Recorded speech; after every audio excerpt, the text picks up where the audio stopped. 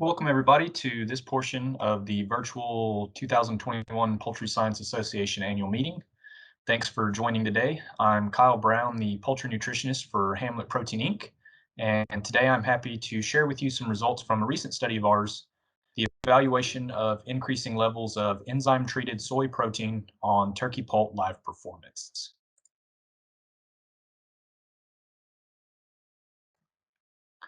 Soybean meal is one of the primary protein sources utilized in poultry diets due to its highly digestible amino acid profile and favorable energy content, and represents approximately 2/3 of the total world output of protein feedstuffs.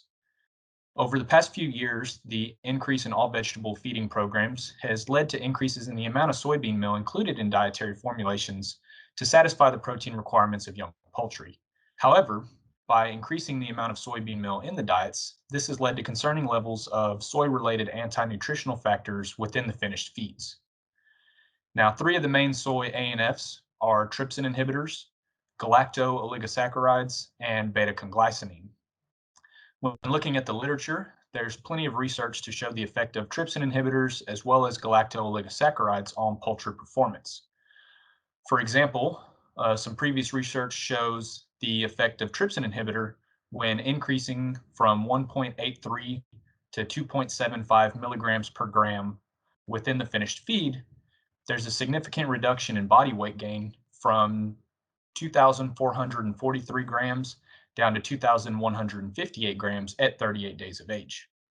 Furthermore, though not significant, it's been shown that increasing trypsin inhibitor levels in feed from 1.9 to 8.46 milligrams per gram in the finished feed can reduce protein digestibility from 65.3% to 54.4%. With concerns of galacto-oligosaccharides, increasing levels of stachyose within the feed from 0 to 16 milligrams per gram has shown to significantly reduce body weight from 751 grams down to 714 grams at 21 days of age.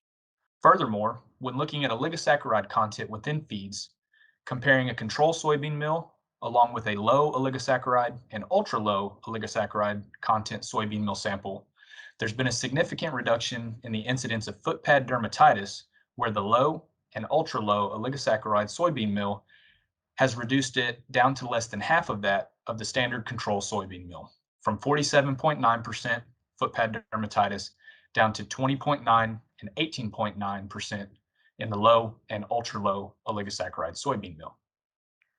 Now, when it comes to beta-conglycinine, which is a major storage protein in soybean meal, previous research in poultry is extremely limited. There is, however, evidence in piglets, murine, and aquatic models that show detrimental effects on growth through immune modulations. Now, a study presented by HAMLET Protein at PSA back in 2019 shows the effect of enzyme-treated soy protein in broilers during normal conditions and under a Clostridium challenge. If you look at the left hand of the slide, this shows that the inclusion of ESP, BMD, or the combination of both ESP and BMD had no significant effect on body weight gain at 42 days. However, the inclusion of ESP or the inclusion of BMD separate led to a significant reduction in FCR compared to that control diet, and the combination of ESP plus BMD led to an even further reduction in FCR at 42 days. Now, evaluating it under a Clostridium challenge, we see that a controlled diet with the challenge significantly lowers body weight gain at 42 days compared to that standard control diet with no challenge. However, the inclusion of ESP, BMD, or the combination of both had no significant difference compared to that of the control diet with no Clostridium challenge. Now, with regards to FCR at 42 days, again, that control diet with the challenge had a significantly higher FCR than that of the standard control diet with no challenge, where the inclusion of ESP, BMD, or the combination of ESP and BMD led to no significant differences between FCR and that control diet that was not challenged. Considering these results, there was interest of if soy anti-nutritional factors would have any effect in turkeys, and if the inclusion of an alternative protein source to help reduce those ANF levels in the finished diets would have any effect on growth performance. This led to the current study where the objective was to evaluate the live performance of increasing levels of enzyme-treated soy protein in young turkey diets, and also to determine optimal dose response of ESP in young turkey diets by the use of quadratic regression analysis. In the current study, there were 480 female Nicholas Select poults that were obtained from a commercial hatchery at day 0. Upon arrival at the research facility, these poults were orally gavaged with a 1 ml solution of Mucox T coccidiosis vaccine at a 10 times dose recommended by the manufacturer to represent a commercial type setting. These poults were then weighed and randomly assigned to replicate battery pens accordingly. There were 2 battery designs utilized, 32 pens at 3.5 square feet and 32 battery pens at 4 square feet. Depending on which battery design was used, 7 or 8 poults were placed in each replicate pen, targeting an average pen weight of approximately 0.93 pounds. There were 4 experimental treatments evaluated in the current study, represented by the increasing levels of ESP at 0, 5, 10, and 20%. There were 16 replicate pens per treatment with either 7 or 8 birds per rep for a total of 120 birds per treatment. This table represents the dietary formulations during the starter period. Diets were corn and soybean meal based and included a commercial phytase and xylanase. Please note that the ESP levels increased at the expense of soybean meal to satisfy the nutrient targets. Quickly looking at the starter nutrient constraints, starter diets were formulated to be isocaloric at 1,350 kcal per pound, as well as were formulated on a digestible amino acid basis following breeder requirements. Moving on to the grower diet formulations, these were formulated in a similar fashion as the starter diets, where the only major differences were increases in ESP at the expense of soybean meal to again satisfy the nutrient targets of the diet. Again, looking at the grower nutrient constraints, grower diets were formulated to be isocaloric at 1,400 kcal per pound, and similar to the starter diets, they were formulated on a digestible amino acid basis following those same breeder requirements. When looking at the study timeline, body weight, feed consumption, feed conversion ratio, and mortality were calculated on a weekly basis as well as cumulatively during each respective feeding phase, which was the starter from days 0 to 21 and the grower from days 21 to 42. All data were analyzed using one-way ANOVA for randomized complete block design according to the general linear model. Students' t-test was used to detect significant differences among dietary treatments, and differences were considered significant at a p-value of less than or equal to 0.05. Quadratic broken line and quadratic polynomial regressions were then used to estimate optimal dose response of ESP. Moving to the results, please note that all graphs will be presented in a similar fashion with the independent variable along the x-axis, which is ESP inclusion rate, and then the dependent variable along the y-axis, which is the growth performance parameter that was evaluated. At day 7, there were no significant differences observed in body weight. However, there was a significant effect of ESP inclusion rate on mortality-adjusted FCR. There were no differences between the 0 and 5% inclusion rate.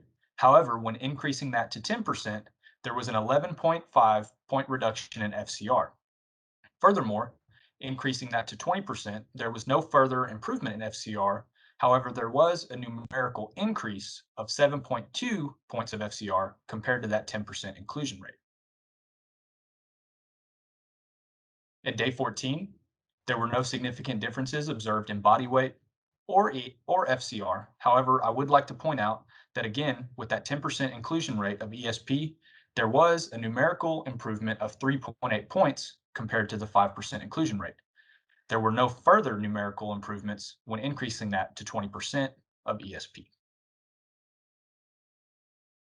At the end of the starter phase, at day 21, again, no significant difference observed in body weight as well as FCR, but again, similar to day 14, there was a slight numerical improvement with the 10% inclusion of ESP of 1.4 points FCR, and when increasing that to 20%, no further improvement, but a slight numerical increase in FCR that was just below 1 point.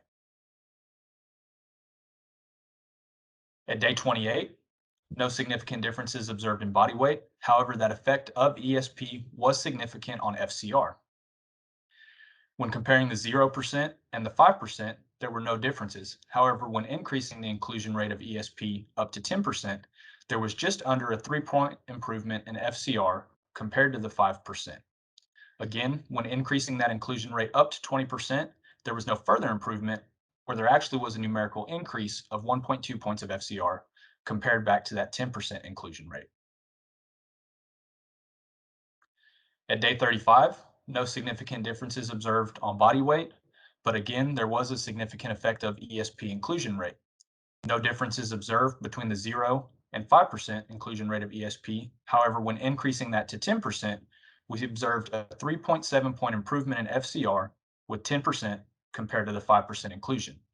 Again, similar to some of the previous days, there was no further improvement when increasing the enzyme-treated soy protein inclusion up to 20%, whereas there was actually a numerical increase in FCR of 2 points compared to that of the 10%. At the conclusion of the study, at day 42, there was again no significant difference observed in body weight, but we still saw that significant effect of dietary treatment. No differences observed between the 0 and 5% inclusion rate. However, when increasing that to 10%, we saw an approximate 4-point improvement in FCR with 10% inclusion compared to 5%. Much similar to the previous whey days, there was no further improvement when increasing the inclusion rate up to 20%, where again, we saw a slight numerical increase in feed conversion of 1.8 points with the 20% inclusion compared to that of the 10%. When evaluating regression analysis for body weight during the starter phase, there was a near significant trend with the quadratic polynomial model with a p-value of 0.06 for an estimate of optimal dose to be 9.91%. When evaluating regression analysis for FCR during the grower phase, there was a near significant trend with the quadratic broken line model this time, and a p-value of 0.09 for an estimate of optimal dose to be at 5.9%.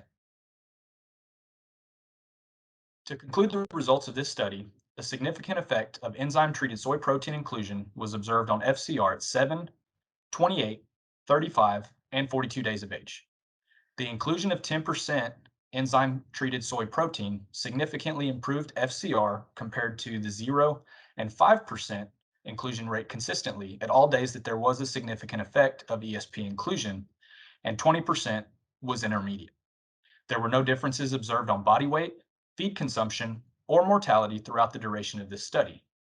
When considering all quadratic regressions for the current study, we estimate the optimal dose of ESP to be between 10 and 12% during the starter phase from 0 to 21 days, and between 5 and 12% during the grower phase from 21 to 42 days of age.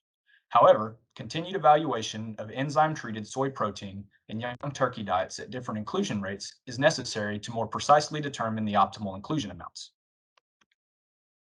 Thank you all for your time today. If I'm not currently available to answer any questions that you have, please feel free to reach out to me by email or phone, and I'd be happy to discuss this study in more detail. I hope everybody enjoys the rest of this year's meeting. Thanks again for joining.